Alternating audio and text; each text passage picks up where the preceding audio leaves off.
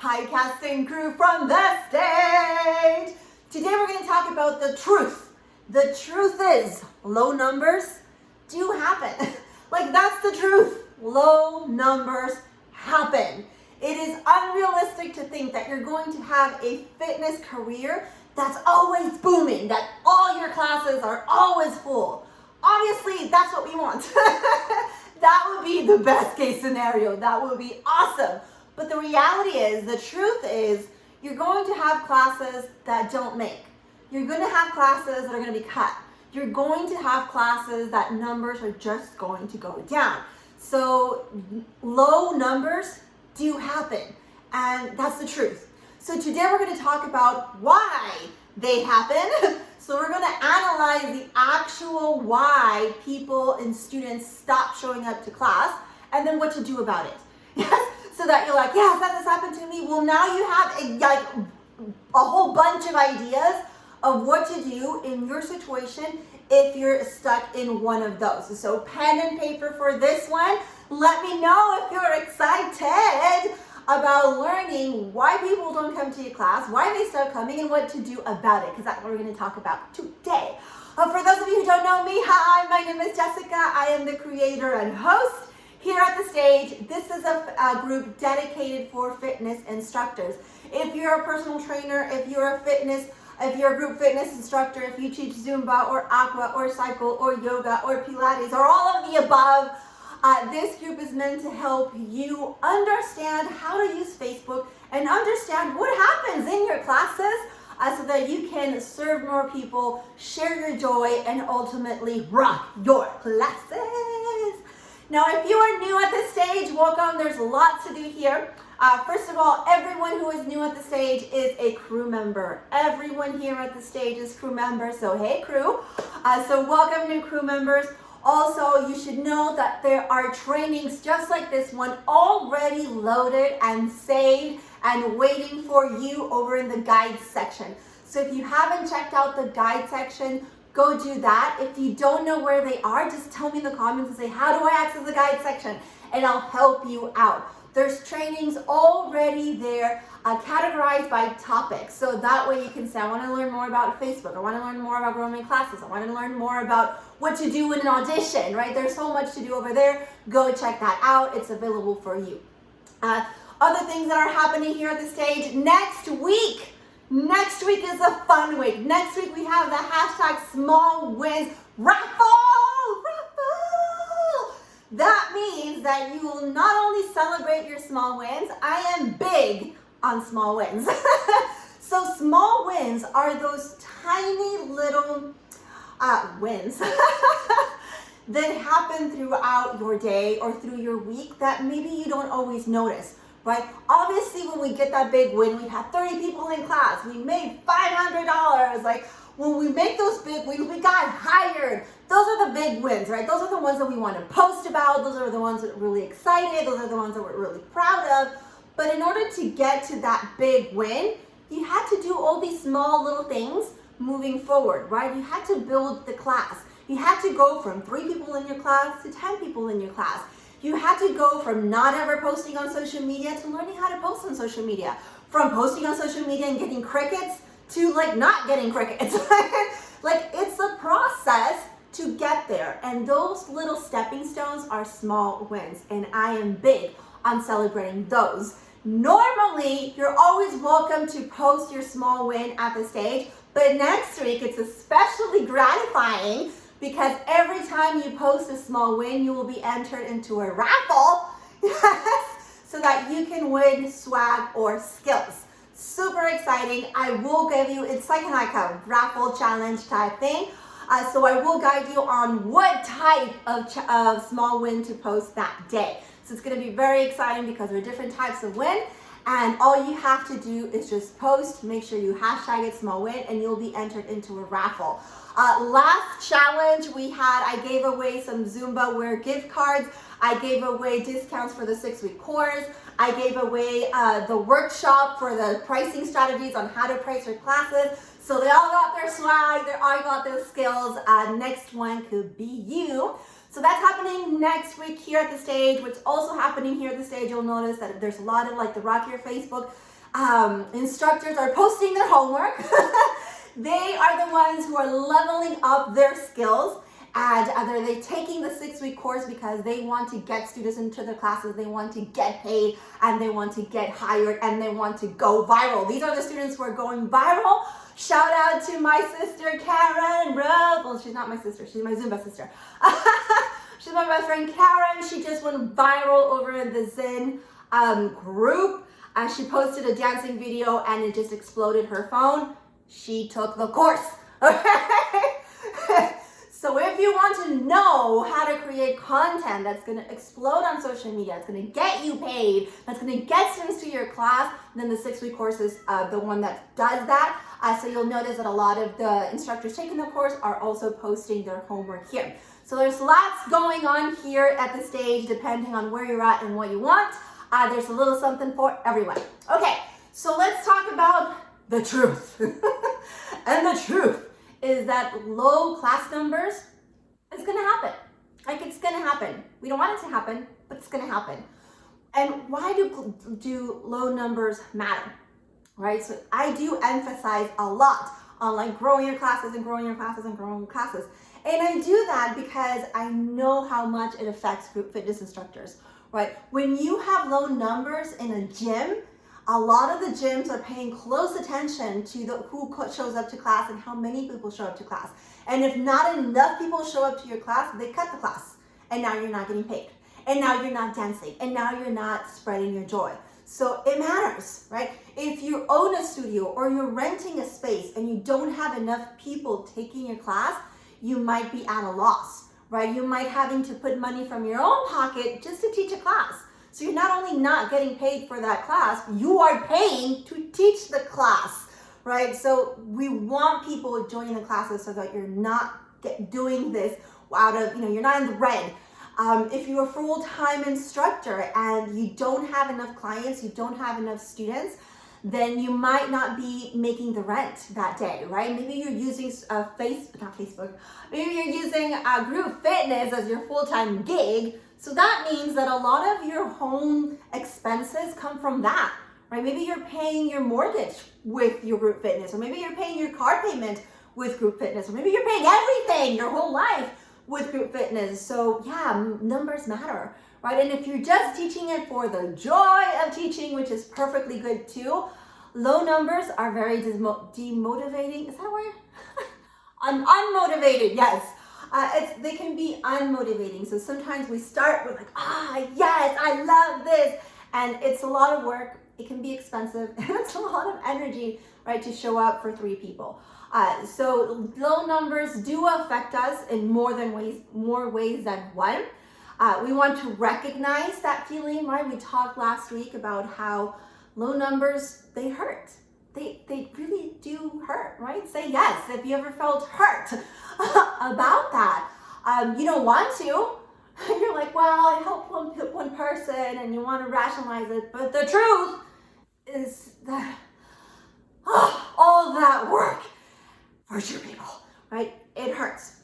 And the other truth is that it matters, because gyms are looking at that, your bank account is looking at that, and your heart feels it as well. More importantly, you want to spread the joy. Who's in here to spread joy, regardless of if they make a buck or not, right? Like when I started teaching, I just wanted to teach. So even if you just want to spread joy, really, it's not about the numbers, it's about the spreading joy. That should be our focus. But we should be aware of this, because the numbers definitely affect your career and the impact that your decision to be a group fitness instructor has on your life. Yeah. Okay, so what causes low numbers? There's basically 2 big categories of what cause people to not come to class. Right? And this is going to be a little bit harsh, but sometimes they don't come because of something that has nothing to do with you. It is not your fault. Okay, obviously COVID falls into that category. So sometimes we have low numbers because of circumstances that are completely out of our control. And sometimes we have low numbers because of circumstances that are completely under our control. So low numbers are because it's sometimes not our fault and sometimes it is our fault, right? So let's go through some of these categories so that you start to understand and be a little bit more aware of maybe where you're at or what your situation is and then what to do about that, yeah? So first, situations where it's not your fault. Right? I call these schedule situations, right? It's blame it on the schedule. Blame it on the schedule. And there's two types of schedules here. One is the seasonal one. And for those of you who've been following the stage for more than a month, right? We went into depth with this in August. In August, we talked a lot about this. So group fitness industry goes through seasons, right? And winter season, which is like November, like Thanksgiving to New Year's, that's low season for instructors. Not a lot of students go to the gym, not because of you, have nothing to do with you, has everything to do with the season, right? They're getting ready for Christmas, they're shopping around, Thanksgiving is coming, they're cooking, they have family in town, or they are going out of town visiting family. There's a lot of traveling going on. Like there's a lot. It's cold outside. It's windy. People don't want to get out. It's gray. So that little winter season, Thanksgiving from Thanksgiving to New Year's, it's kind of low season, right? Same thing happens in the summer, sort of like June, July, August, also kind of dead. Or I've heard a lot of instructors say quiet. It's quiet season. I like that terminology better. Right, because same things, kids are out of school, so moms who usually have their kids in school and go to the gym during that time are now home because kids are not in school. Or they're traveling, going on vacations, or family is here, and life just gets a little bit hectic, the home life, so people don't go to the gym. So summer season is also quiet season. You might get the college student.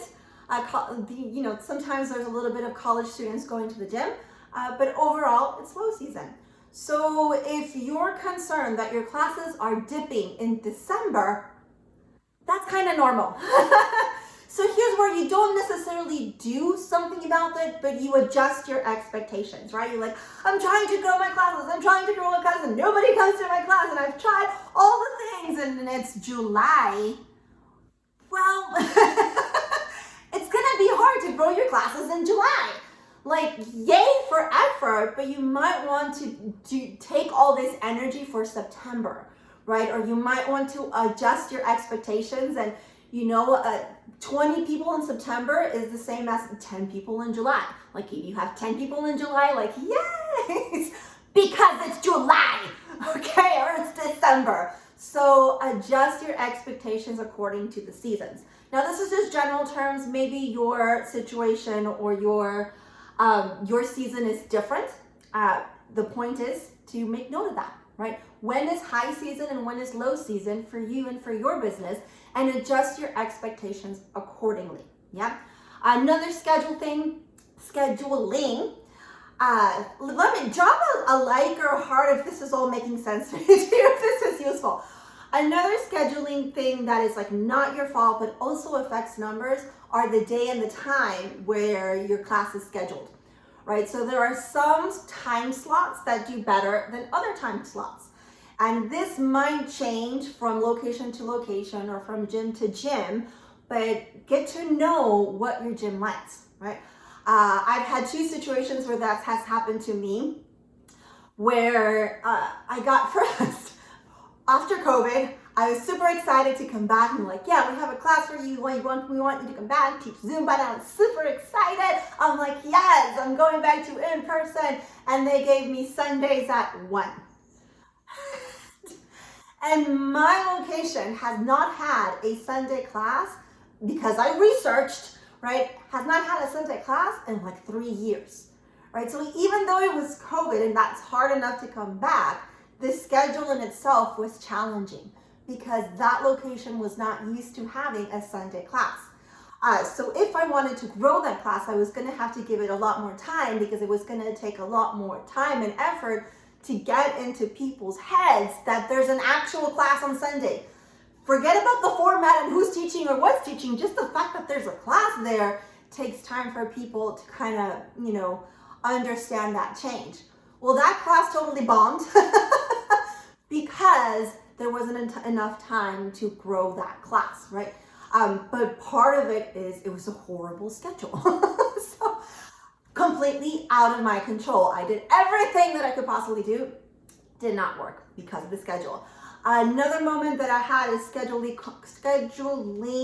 conflict is I remember having a I had a Wednesday class that it was at 11 a.m. And that class was bomb. That class was like filled. It was a super duper awesome class. I loved teaching that class. It was always full. People were always engaging and woo! And I always had like 35 to 40 people in that class. Loved that class. Started teaching at a different location Tuesdays at 11 a.m. Same time, different day, different location. Crickets. Like crickets. I remember having 12 people and I'd be like, why is it 12 people? But the funny thing about this is that the students who came to class, whenever I had like 15 or 18 students, they would congratulate me. The students would come up to me and say, oh my gosh, there's so many people in this class. Like, great job, Jessica. And I'm like, in my head, that was like a low numbers class. Like I was worried. I'm like, they're gonna cut my class because I was used to like 30 or 40 at that time. What I didn't know, and I later had to research, was that because I was talking to my students, because I was like, why are they congratulating me for having so few students? Why is that a big deal for them? And they were saying that for this location, nobody likes classes at 11 a.m. Right? This location, they like to have classes early so that they get their workout done, and then they can go have lunch at 1 or 11 a.m. or 12 p.m. Yeah, right. So 11 a.m. classes historically don't do well at that location. I didn't know that because at the other location it was bomb. So sometimes the time slot that you have really affects your numbers and it has nothing to do with you. It's just part of the culture of that location. So what can you do about it? You need to research about it. Again, same thing as the seasonal. You need to know about these things, right? If you feel like maybe your class is, your time slot is not like the best time slot, well, don't let it be an inkling, right? Don't let it be a theory. Like go out there and ask people, right? Go out there and if you can see the schedule, how many people are in the rest of the classes. I've done this several times where I'm like, well, my class is going low, and then I see everybody else. I'm like, oh, everybody's classes is like this. Oh, it's COVID. People are just not back. Okay, it's not me, right? It's the situation. So if you don't know if you're in that boat, then you need to go out and be a little detective and start doing some research and ask if that other classes, if there have been other formats who taught at that time slot, how did they do? Right? If there were other instructors who taught at that time slot, how did they do? Right? Had there been classes on Sundays before? Was there used to be? I know Friday evenings are also a difficult time slot for many locations. And I know this because I've talked to so many instructors and they're like, oh gosh, no, I will just don't take Friday evening classes because they never make, right? So get to know your season and get to know your club, what time slots work well and which ones don't. And if you happen to be in a time slot that doesn't work well, that's okay. Just adjust your expectations, right? I didn't request to be changed on that Wednesday 11 a.m., the Tuesday 11 a.m. class. I was like, instead of me feeling bad about, oh my gosh, I only have 15 people. I have half the people here that I have on the Wednesday class. I feel good about it. I'm like, oh, okay. Apparently, people are used to just having 8 people in class at this schedule, and here I am having like 15 or 18. Like, yay. Right? So it's good in relationship to that schedule. So I adjusted my expectations. If ever I get 20 people in that class, I'm going to be like, yes! You adjust your expectation. Okay. So another reason, so that's like scheduling. Another reason that classes might run low is because you're replacing a superstar. Has anybody ever, let me know if you've replaced a superstar before and you totally bombed. Actually, don't tell me if you totally bombed because I don't want you to admit. Just say if you've ever replaced a superstar, let me know. So if you've ever replaced a superstar or if you ever replaced a different format, those are difficult positions to be for you, okay? Because the crowd that goes there, whether it be for the superstar or it be for the different format, they're there for something totally different, right?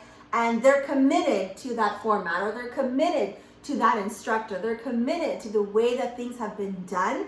And then you come in and you're completely different. And that is just like humans, people resist change. It has nothing to do with you, nothing to do with your class, nothing to do with your personality. It's just the fact that you're different, period. It's just the fact that you're not their favorite instructor. It's just the fact that you're not the format that they expected. That's it. It has nothing to do with you, right? So when you're in those situations where you have to sub for a superstar, where you have to replace a superstar on the schedule, or where you're having, like, maybe there was a yoga class and now it's going to be a kickboxing class. Those are two very different markets. So the yoga people all of a sudden come to class and now it's kickboxing. They're gonna run away, right? It has nothing to do with the instructor. Maybe the instructor is like the best kickboxing instructor in the whole world. They're still gonna run away because that's not their jam. That's not their thing, right? Or maybe it's a yoga class and they absolutely love this yoga instructor and there's 100 people in the class, and here comes all of a sudden that fabulous yoga instructor leaves and here comes a new yoga instructor and they're like, well, what happened to the other one? And it has nothing to do with you. Maybe this is even a better yoga instructor than the other one. So much more trained. This is a professional. She's been on stage. She's international presenter of yoga. These people don't care, because they're invested in the other instructor, right? So it has nothing to do with you. So if you're in that situation, honestly, there's not much you can do. These are that's why I say it's a difficult situation for the instructor. You should prepare mentally for some friction and for some, I don't know, what should we call it? Migrating. When that happens, you should expect some people to just drop off and some people to stay, right? You just adjust your expectations. If you're subbing for a superstar, taking over a superstar, and there's 50 people there, all 50 are not going to stay. Maybe you're like, yes, I'm in front of 50 people. Yay, some of them will stay, but you should expect some of them to leave. And that will be normal and has nothing to do with you or your capacity of teaching an awesome class. Yes? That happened to me. The reasons that I know this happens is because A, it happens to me. Every time something happens to me, I get obsessive about it. And I'm like talking to as many instructors as I can. And like, hey, has this ever happened to you? Hey, have you ever been in this situation? And I do my I do like extensive research on this, and then it's like, oh, okay, so this happens, right? This happens. So what happened to me was I got hired to replace a superstar instructor. This was going to be a Wednesday evening. It was a Wednesday 7:30 p.m. class. And it was a really difficult schedule as a mom. My kids I would drop them off to school at 7 in the morning. They wouldn't come back home until like 9:30 at night, right? Because I would pick them up and then I would have to go to ballet and then I'd have to teach and then so they would eat both their meals in the car while I was driving around. All of it so that I could make that 7 p.m. class. This was fresh as I was hired. They were very excited about me. They thought I would be a perfect replacement for this superstar instructor, which I never met. So I didn't know I was replacing somebody cool. They just told me, can you teach Wednesdays? And I was like, yes, I can. I didn't know all this before. I arrived there and there's literally 50 people in that room. And I was like, wow. Okay, so I start doing my thing. Next class, 40 people. Next class, 30 people. Next class, 22 people. It is heartbreaking when that happens. I was going crazy. What am I doing wrong? What do they want? What do they need? Just tell me, I can adjust anything that I do. Like, you want more of what or less of what? Like, you just tell me what you want. I'll adjust it. I could modify. I couldn't figure out why they were dropping like flies. And it hurt. The truth is, it hurts. And what I learned after extensive research was that the guy, first of all, I learned that I was replacing a superstar. I did not know that. And I'm like, oh, okay. And I learned that the superstar that I was replacing is completely different style than I was. Completely different. This was a guy, I'm a girl, he's African American, I'm Latina, he was hip hop, I'm Latin, he used a mic, I didn't use a mic, he faced the mirror, I faced them, which freaked them out the first couple of classes, that never had happened. And so it was just, the replacement was not apples to apples, right? Maybe if they've gotten somebody within the hip hop world and, you know, who moved and sounds a little bit more similar than that, it might have been an easier transition. But because we were so different, right, I only appealed to half of the crowd. And then I had to find new people to fill the rest, right?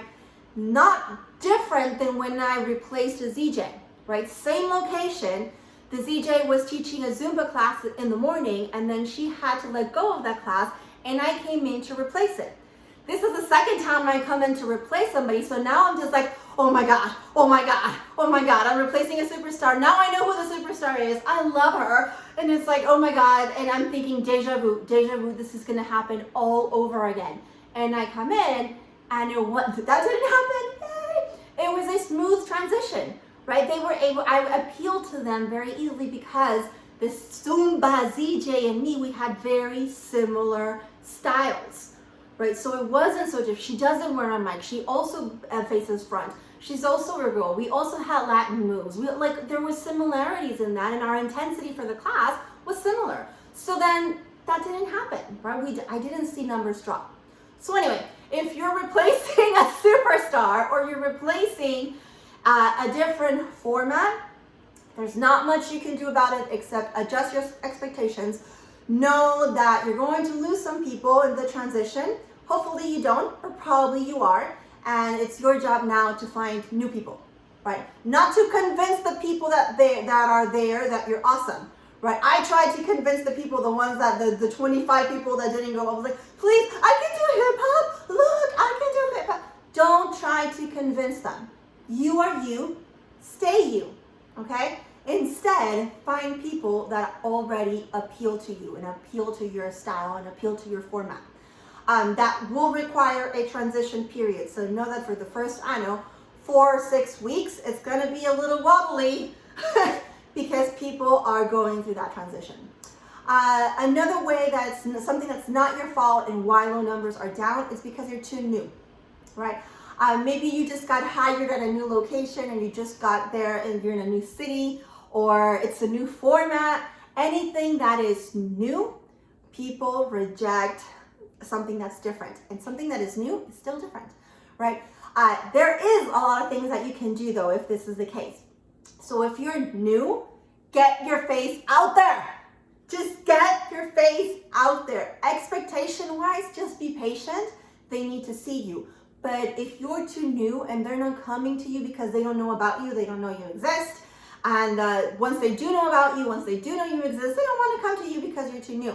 And what's happening to them is that they don't know what to expect, right? They're afraid because they don't know what to expect. They know what to expect at, Chata Cindy's class.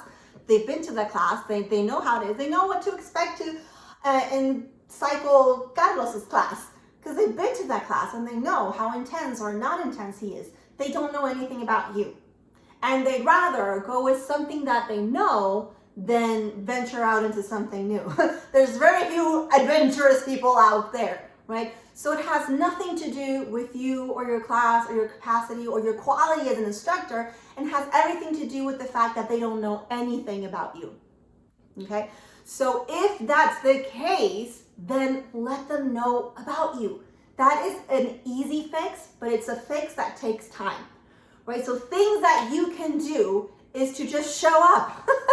Show up to classes, and you've heard me say this in different trainings, go to class, right? If you're teaching the evenings that you're not teaching class, go to class. If you teach in the mornings that you're not teaching class, go to those class. Let members see your face. Let members get to know you, get familiarized with your name, with your personality, and just be normal. You don't have to tell them, come to my class, come to my class, come to my class. You don't have to be spammy about it. You just have to let them see you, so that the more that they see you, the less new you become. The less new you become, the more likely they are to try your class, because, oh yeah, she's the girl that goes to the yoga class, and she's always down, stretching in back. Okay, let's try her class, right? So you become less new. Facebook is a great way to speed up this process, because now they see you in class, they see you at the gym, and they also see you online. So Facebook is a way to speed up that process. Yes, but show up to the gym, spend some time there, especially if you just got hired at a place, spend time in that place. I would say budget your first month at that gym. You're gonna be teaching your class, sub like a maniac, go to classes, be around there, spend some time, walk slow, say hi to people, like let yourself be seen. Yeah. Now, low numbers can be caused because of things that are completely out of your control, like schedules, either a season or a bad time slot, because you're replacing someone completely different than you, because you're too new, or in our case, COVID, because that kind of messed everything up. All of these are not under your control, and really what you can do is just adjust expectations. With some of these, you can do a little bit something extra, but again, these are out of your control. But low numbers are sometimes your fault as well. And I say this with love, and I say this because I've been in these situations, right? Some of these things are our fault, okay? So one of the reasons that students don't come to your class, or they came and they don't come back, is because you didn't deliver. You didn't deliver a workout, or it wasn't easy to follow. So that means that the student came and either they didn't felt like it was a workout, they didn't sweat enough, they didn't burn enough calories, they didn't get all their steps in, like whatever it was, they felt that they wasted their time. They came to your class and they did not get a workout. Or they came to your class and they were jumping and got a workout, but it was confusing and they weren't able to follow you. And when they're not able to follow your instructions, whether you're a strength instructor, a Zumba instructor, a yoga instructor, if they can't follow your indications and they feel confused, then after confused, they feel unsuccessful. And if they feel unsuccessful in the class, I can guarantee you they're not coming back. And I've heard so many instructors say, oh, give Zumba, you should give Zumba, you should give this class or this instructor like at least a couple of weeks, 3 or 4 weeks before you decide if you love them. No, no, that's not how we approach our classes. They need to fall in love with you at the first try. That you need to level up to that, okay? You need to level up your skills to where they fall in love with your class on the first try. If your class is not there yet, then you need to work on your class, right? So what can you do? And this is a problem that is very common with new instructors, because it's really fun to get trained on a format. You have your ZES, or you have your trainer or your coach, and they're telling you what to do, they're teaching you the things, you learn the things, you do the things, but nothing's really on the line until you go teach. Learning to be an instructor, super fun. Actually teaching and being an instructor, harder to do, and sometimes hurts our heart. So anyway, this is very normal in new instructors, right? They're fresh out of their trainings and they're super excited, and they come to class and people take their classes and then they never come back. And they're like, oh, what happened? I have so much joy. Why aren't they coming back? Well, they're not coming back because you're not delivering a strong class. That's okay. Nobody starts being awesome. Nobody. Not even your favorite professional, your favorite coach, your favorite Zest, your favorite CJ, the person who trained you. Nobody starts being awesome. You get awesome. Say get awesome. Okay, you get awesome. So that starts with you when you're brand new, kind of sucking at what you do. We're not awesome. We're excited, but we're not awesome. Okay, and then so you kind of suck. And then as you get trained and you go to more trainings and you take more classes and you learn how to move better, how to cue better, how to be a better leader, you suck less. And eventually you become competent. When you become competent, you'll start seeing that the more people are coming to your class and staying in your class. And that's because your quality as an instructor improved. So you can pat yourself on the back and say like, yes, you're becoming competent. After that, you become confident and then you become awesome. Okay, but we don't start awesome, we get awesome. So if you feel that you're struggling with retention, you're like, well, people are coming in, but they're not coming back. That might be a warning sign for you, like ding, ding, ding, that you might need to level up your actual class, right? So take more trainings, take more classes, get some feedback, have somebody watch your class and give you constructive criticism, give you some feedback, work with a coach, work with a mentor, like get busy on your skills, right? For me, I suggest new instructors, right, dedicate the first year of being an instructor to just their instructor skills, right? Not really to growing their classes. If you want to do social media, that's fine. But really the focus of everything that you do as an instructor should be to become a better instructor. That's your focus, okay? Because if you don't deliver the goods, it doesn't matter how much promoting you do and how much things you do, or how sweet and beautiful you are, you're gonna struggle to keep your students. And if you struggle to keep your students, eventually you're gonna lose motivation and just quit. And I don't want you to quit. I want you to rock your classes. So dedicate the first year of being an instructor or of teaching the new format that you're just taught. Take the first year to just be a student in that format, right? Teach it, but you're focused on where can I get trained? Where can I do another mini training? Who can come and visit my class? Could you give me some pointers about my class? How can I make it better? Right? Take the full year into focusing on becoming a strong instructor. Yeah? Okay. Another reason why numbers are, students stop coming to class, which makes our numbers decline, that is completely our fault, is when we make the class not personal. Right? And I see this all the time. Instructors come in, they teach their class, and they go. And I was 100% guilty of doing this. 100% guilty of doing this because I had small kids and I had napping schedules that I needed to adhere to, and I was always like on the run. So I would come in, teach my class, grab my babies, go away. Go over here, teach my class, grab my babies, go away. And you know what? I didn't grow my classes. Like the classes stayed always the same. They always stayed the same. Because while yes, you're teaching the class doesn't feel special, right? The students in it don't feel seen. They feel kind of invisible. And maybe you've had this happen before where you go to a class and the instructor never makes eye contact with you and the other students don't see you. So yeah, it was a workout, but But then you go to a class and the instructor's like, hey, Diana, nice to see you. Are you new? Oh, okay. And then you walk out, you look to the side and people are saying hi to you or telling you which weights to grab or where the mats are.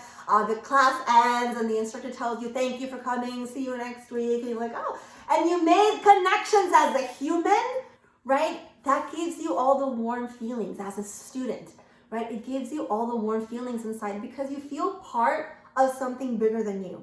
You feel part of a community, and you're not only satisfying that physical need to exercise, but you're satisfying that emotional need of connecting with other humans. And if COVID has taught you anything, is that humans need humans, right? And they're coming to class. They don't know this. This is subconsciously. Consciously, they're going to class to get a workout. subconsciously, they're also going to class to create a connection. And when they don't create a connection, they are less likely to come back to that class, right? So sometimes our numbers, our classes don't grow because we are not getting personal enough with our students. We just go in and out. That happened to me all the time. And there was this one gym where just doing that, like the students didn't matter, and that class kind of grew organically. I was like, fine. But I went to a different location, did the same thing. Hey, I was working over here, did not work over here at all. And I was doing all the things that I was doing over here. That class was growing. I was doing all the things over here. That class was not growing. And I had to try all the things. I did the posting, I did the stopping, I did the like there's more than one way to grow a class, right? And I was doing all the things and it was not generating any impact on the class. The class stayed the same. So I was like, ah. Then I started spending time with the members and like chit-chatting before class. I would arrive super early, chit-chatting before class, chit-chatting after class. We would sit down. I would have like heart-to-heart conversations with the members. At some point I did this, like we're going to have a shake, a protein shake after class. So after class, we all go down to the cafeteria, get a protein shake. We talk about families, about vacations, about the summer, just about random things.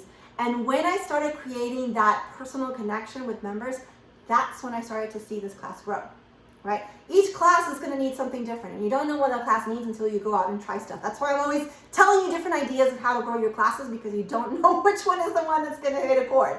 For me, that class was that I wasn't being as personal and personable as this class needed me to be, right?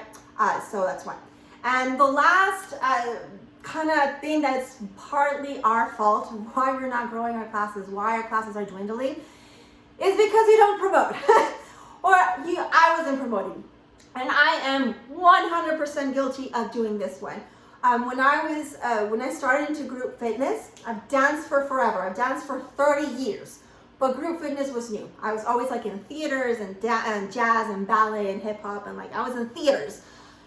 Gym setting was weird for me. So when I got into group fitness and into the gym setting, I went into dancer mode, right? And dancer mode is, I'm gonna learn my routines, I'm gonna learn my things, I'm gonna become a leader, and I'm gonna teach a class, and my classes are gonna rock. So I dedicated like the first 2 or 3 years to just honing my skills as an instructor, because this was a new type of movement for me. Teaching wasn't new, but teaching to the gym was new. So I dedicated that. So I invested so much time in my personal training that I was very proud of that. And I want to say, not condescending, but just like orgullosa, yeah, proud. So I was very much like, no, like my work will speak for itself, right? People will come to class, they'll see how fun it is, they'll tell their friends, word of mouth will spread, and that's how I'll grow my classes, because they'll be able to see the quality, they'll be able to feel the quality. And so I didn't promote at all.